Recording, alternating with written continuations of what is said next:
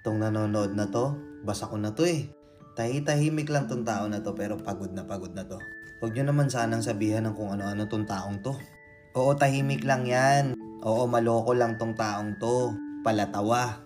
May pangarap din 'yan, pero tahimik lang siya. Akala nung mga tao sa paligid nitong taong 'to, wala siyang mararating sa buhay. Pero sikreto mo sa sarili mo, 'di ba may pangarap ka sa buhay? May gusto kang marating, may gusto kang gawin, may gusto kang mangyari sa buhay mo. Pero tahimik ka na lang. Oo, tahimik na lang tong taong to. Alam mo kung bakit? Alam nyo kung bakit? Tahimik na lang tong taong to kasi wala naman talagang sumusuporta sa kanya.